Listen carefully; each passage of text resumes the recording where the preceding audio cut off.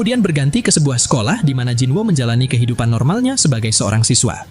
Jadi begitu mengetahui latar belakang Jinwo yang pernah dikeluarkan dari sekolah, karena dia telah meninggalkan rumahnya selama 2 tahun saat masih kelas 1 SMP.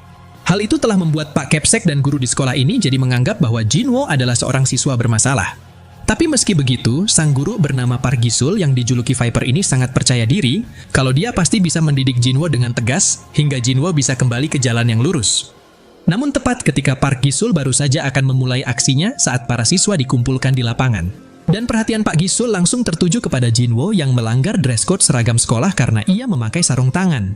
Seketika nyali Pak Gisul langsung ciut begitu saja hanya karena Jinwo yang menatapnya dengan tajam, seolah-olah Park Gisul bisa melihat ada kekuatan kegelapan yang menyelimuti tubuh Jinwo, hingga membuatnya jadi merinding ketakutan dan mengucurkan keringat dingin saat ia bergumam, apakah yang aku lihat tadi hanyalah halusinasi? Sementara di sisi Jinwo yang diberitahu oleh Belian bahwa pria tadi bisa melihat keberadaannya.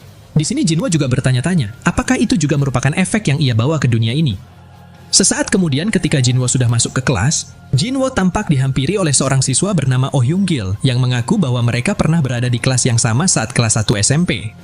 Namun di tengah perkenalan mereka, tiba-tiba juga muncul 4 siswa nakal yang ingin mengganggu dan memaksa Jinwo untuk melepaskan sarung tangannya.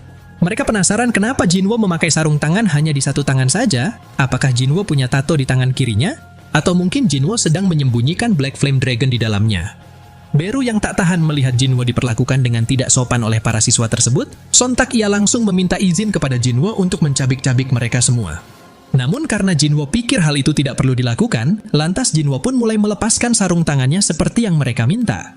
Tapi sesuatu yang mereka lihat saat itu justru jadi membuat mereka merasa jijik, sebab di tangan kiri Jinwo masih ada luka yang ia dapatkan dari King of Dragon Antares, dan cuma luka ini saja yang belum bisa ia sembuhkan dengan baik.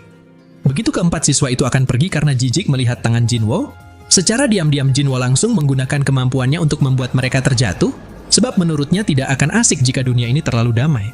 Oh Hyung Gil yang melihat perubahan Jinwo sekarang kemudian bertanya, apakah Jinwo sudah banyak berlatih selama 3 tahun ini, hingga membuatnya tidak takut sedikit pun saat menghadapi para siswa nakal tadi. Lalu setelah Jinwo menjawab, sejujurnya ia memang banyak berlatih untuk bisa memasuki klub olahraga di sekolah ini, lebih tepatnya ia ingin bergabung ke klub lari.